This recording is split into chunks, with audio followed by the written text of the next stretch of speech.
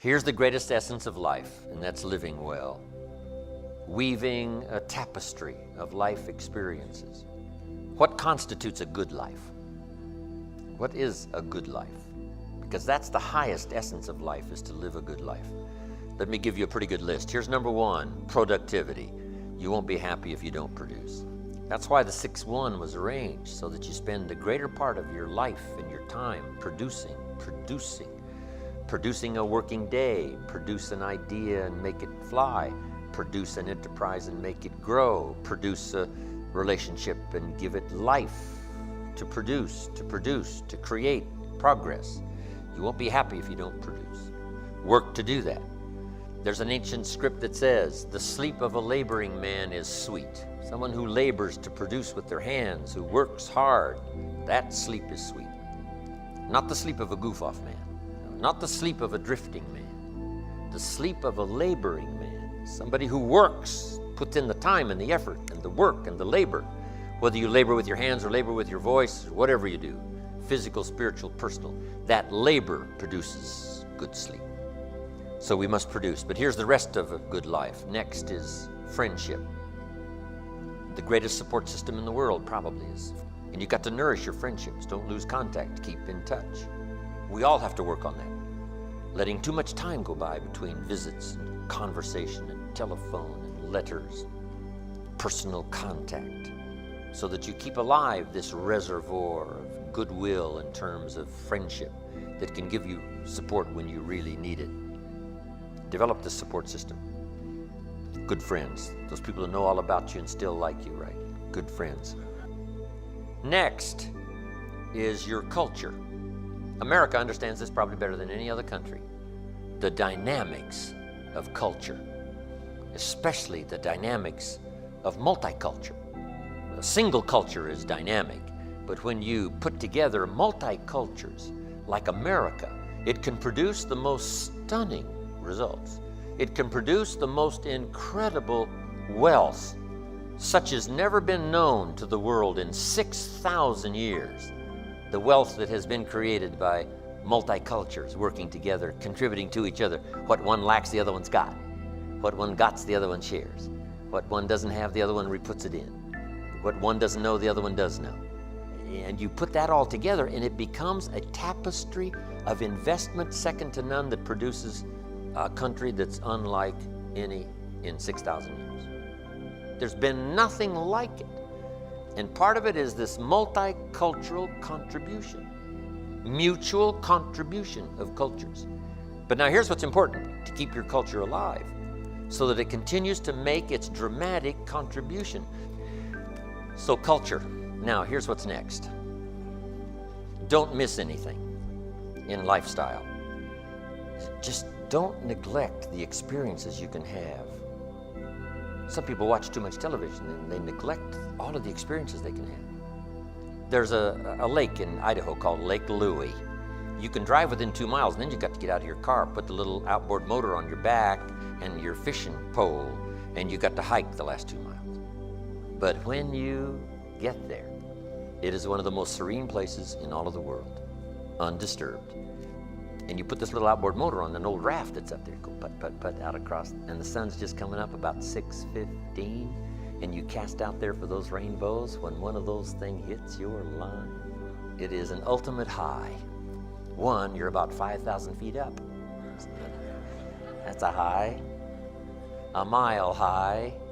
That's one of the best kinds of high, is a mile high. They fight you to the death, these rainbows. Big red stripe down the side, white underbelly, black on top. Amazing. See, you can't have that experience watching the Today Show.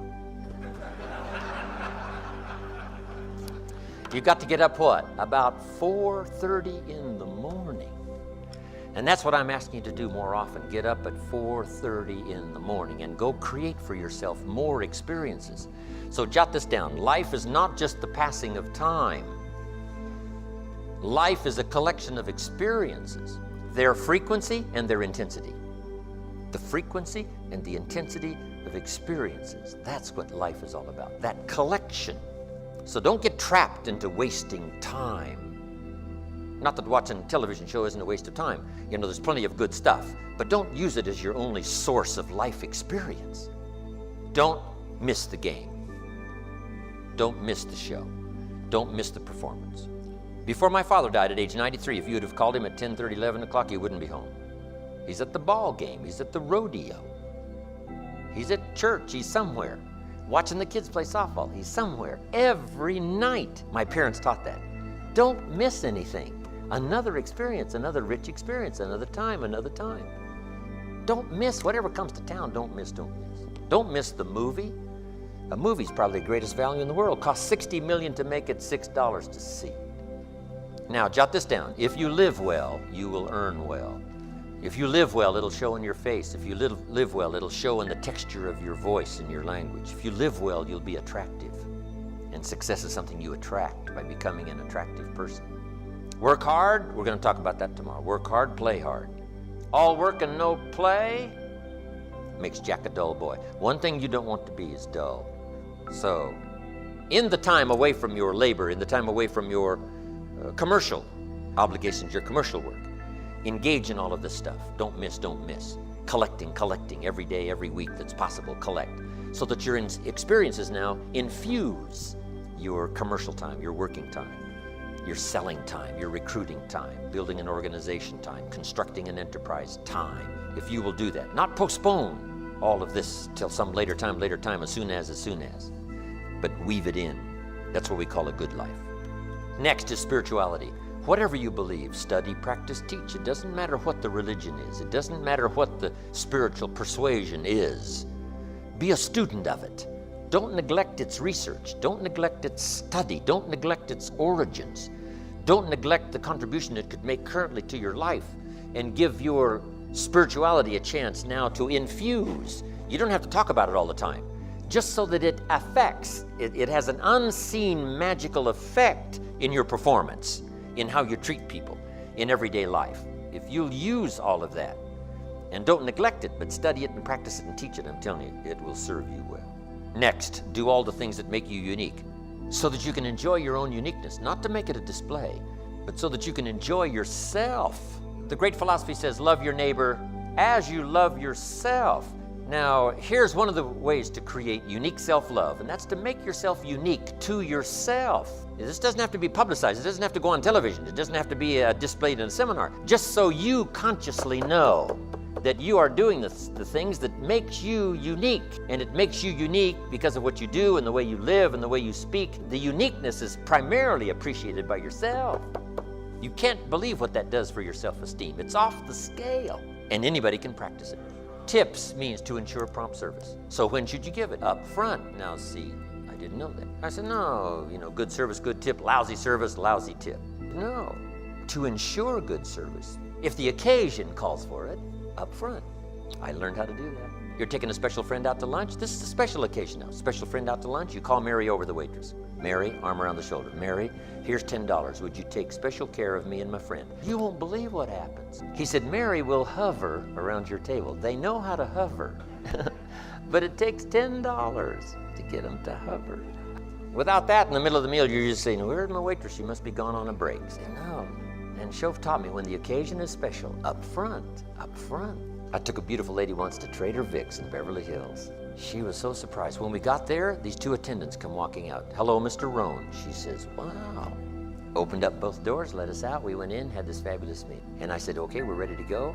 We walk by, pay the bill, walk out. As soon as we walk through the door, my car is right there with the doors open and the motors running. My lady friend said, I can't believe this. I said, hey, this is someplace here. So we get in the car and we drive away. And we haven't gone but a couple of blocks. She says, Jim, hold it, hold it, hold it. You got to go back, you got to go back. I said, why? She said, with all of that service when we got there, and then the car, and then the doors, she said, you didn't tip anybody. We got to go back, we got to go back. I said, no, it'll be okay. She said, no, no, no, we got to go back. Then I had to tell her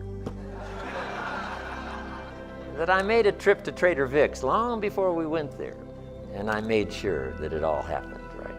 If the occasion is special, right? Learn to do the deals. Shof taught me the smallest things. Said you get a shoe shine, and the shoe shine boy's done a great job. Now you got some change. Should I give him 1/4 or 2? Shoaff said always go for the higher amount, 2/4 instead of 1. Most people 1, you 2. Not to display to the world, but to yourself. Shoaff said, this is a good note to make, become a 2/4 person. Now the amount has gone up since he taught me that. So. He said if you just give 1/4, that'll affect you the rest of the day. 1 lousy quarter.